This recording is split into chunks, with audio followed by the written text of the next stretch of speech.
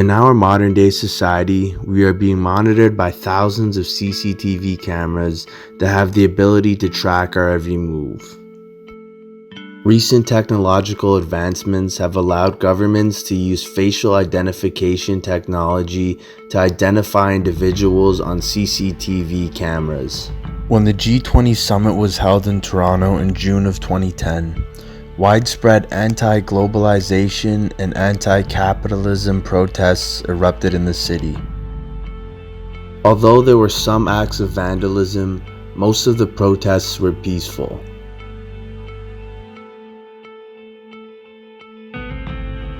There was a total budget of $1 billion for the G20. This included new video surveillance cameras, 10 kilometers of security fencing, 20,000 police, military, and private security personnel. On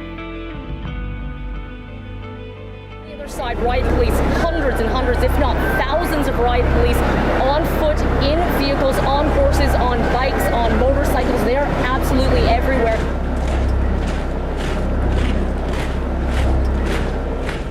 Despite the enormous police presence, a group of Black Bloc protesters broke away from the march and vandalized the city's business district for approximately 2 hours. They were not confronted by police. Only hours after the vandalism occurred did police begin to make arrests. This marked the largest mass arrest in Canadian history, with over 1,100 civilian arrests.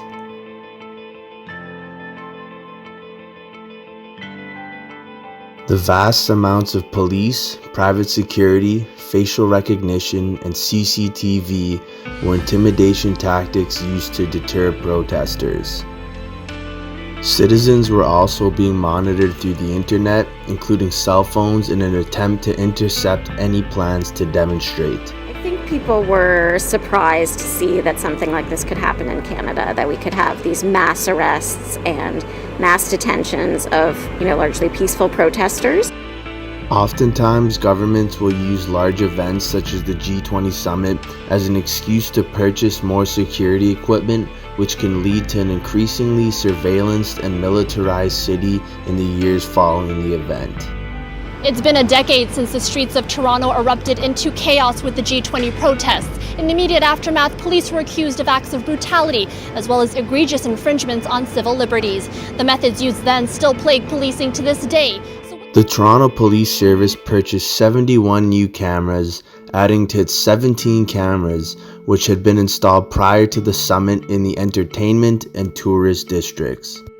The TPS argued that the new cameras at the G20 were to ensure the safety and security for, quote, dignitaries, business owners, residents, people who work and visit the downtown area, and protesters. The signs that accompanied the cameras stated that their purpose was to, quote, promote public safety and reduce crime. The cameras did not protect citizens during the G20 Summit, as many law-abiding citizens were met with police brutality, illegal searches, and mass arrests, which were all documented by CCTV and independent filmers. Warning, all of a sudden, 2 minivans pulled up in front of the group, and police raided the crowd and just grabbed whoever they could, stuffed them into vans, arrested whoever they could at the time, and drove away. This was without warning. It was completely unprovoked. We saw police literally just drive up at that moment and grab whoever they could near the front lines.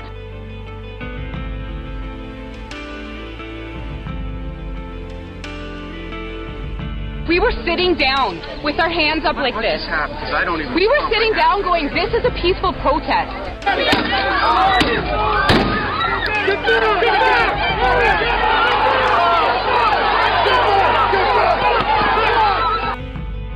Many activists leading up to the G20 were threatened and intimidated. An activist named Stefan Christoff was visited 5 times by police within 5 weeks before the G20.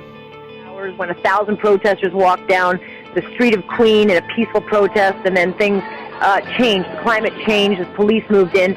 TPS officer Adam Josephs was given the nickname Officer Bubbles because he had almost arrested a protester for blowing bubbles at him. Like bubbles. If a bubble touches me, I'm going to be arrested. arrested for assault. Do you understand me? Yes, that's right. It's a deliberate act on your behalf. I'm going to arrest you. Do you understand me? Right, you're going to be in handcuffs.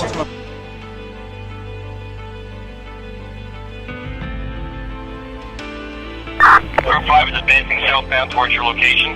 Tighten up the intersection with the officers and box them in where they are now. The TPS used crowd control tactics such as kettling to contain peaceful protesters. Kettling is a police tactic whereby people are surrounded and then forced into a small public space, often for multiple hours. Police say it is a preventative action to stop destruction of property before it happens. It is, by its nature, an indiscriminate violation of people's rights to assembly and mobility. And people are often held without receiving any information regarding the nature of their detention. This tactic was employed on numerous occasions during the G20. I'm just walking by and he's coming hitting me. They locked us in here. Police on every corner. They've got the riot police buses. They've got tons of court vans, and they've got tons of people who are in the plastic handcuffs right now. Somebody was walking their dog. Another couple was going out for dinner. I was just taking pictures. A lot of people were just walking by, and now we're stuck in the rain for the past 2 hours, freezing cold.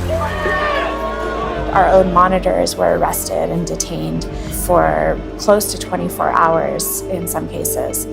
So individuals we knew were not engaging in any violence, were not even participating in any demonstrations or unlawful acts, were being arrested, taken off the streets, and taken to detention center.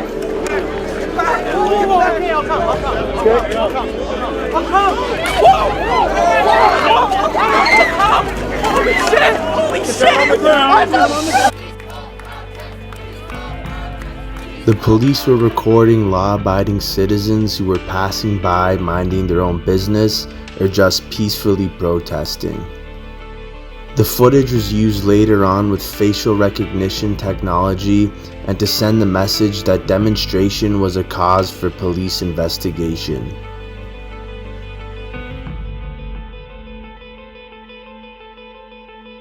The police took to social media to track G20 vandals.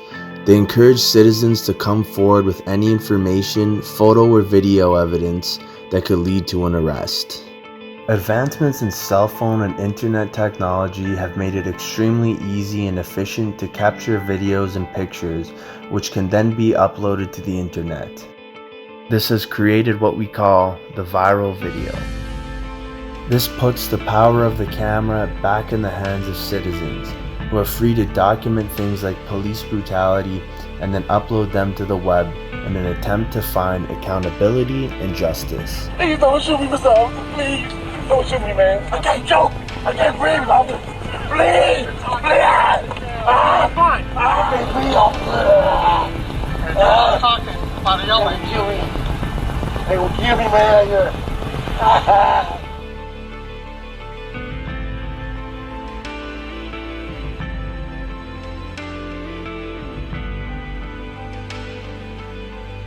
Surveillance cameras have been proven to be beneficial in solving crime, including murders, robberies, and assaults. Civilians documenting police brutality on their cell phones and the implementation of body cameras on police have also led to justice. But cameras also pose a significant threat to our humanity and liberty. Do the negatives of living in a surveillance society outweigh the positives? The G20 Summit is a perfect example where surveillance was used to intimidate and control the citizens of Toronto, but it was also a key factor in highlighting the flagrant violations of human rights by the Toronto police. While the use of surveillance is largely beneficial in documenting crime and bringing about justice, our society must identify and set specific boundaries that restrict politicians and authority from using surveillance against citizens.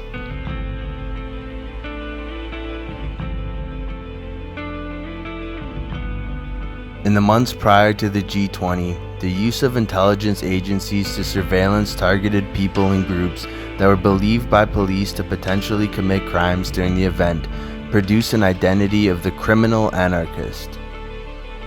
This justified the CCTV and internet surveillance project and was a key factor in shaping the police actions during the G20.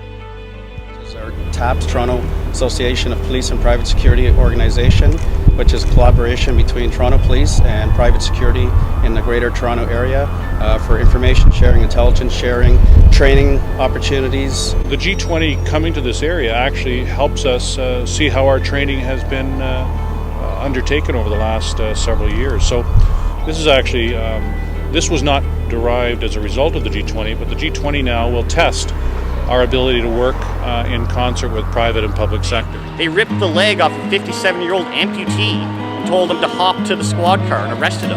And you were a government employee, right? Yeah, I work for the Canada Revenue Agency. Oh, okay. I'm in the appeals section there. The prison conditions were inhumane and unnecessarily abusive. There were no doors in the toilets and most of the guards were male.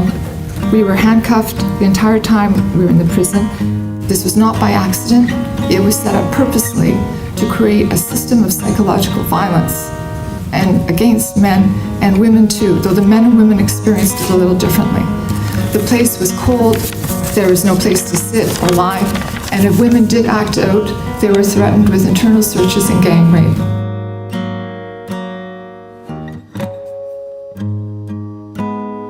I work on violence against women in war and war rape, and threatening a woman with rape or gang rape is not a joke and it's not funny. And the police were doing this, and this was used as a way to systematically silence women who were speaking out. The link between intelligence and policing leads to an idea known as threat amplification, which creates threat categories. This is a method used by police to definitively classify threat levels during demonstrations. Intelligence operations construct identities and amplify the threat characteristics of the specific people that are under suspicion. In the case of the G20, the threat category that was focused on were the anarchists. Police use threat categories that were developed by intelligence analysts in their training in order to prepare officers that are on the front lines of civilian protests. The use of video surveillance and the gathering of intelligence, which framed the anarchist as a criminal threat, were two key factors that helped shape the malicious actions of the Toronto police. The collection of intelligence on activists prior to the G20 disproportionately highlighted the anarchist threat, which in turn led to the vicious acts of police brutality and the quote, willingness to arrest anyone wearing black at the Toronto G20. The police started pulling people out, saying things like, you've got a number on your arm, you're under arrest. You've got a bandana around your neck, you're under arrest. Backpack, under arrest. There was a tremendous amount of intelligence gathering that was going on, and I believe that that was one of the main purposes of the mass detention here. They were filling out contact cards. The freedom to spread this information on the web, to highlight these injustices, must be protected by citizens if we want to continue to educate the masses and help reform our police forces. The days up to and including the weekend of the G20 will live in infamy as a time period where martial law set in the city of Toronto, leading to the most massive compromise of civil liberties in Canadian history, and we can never let that happen again.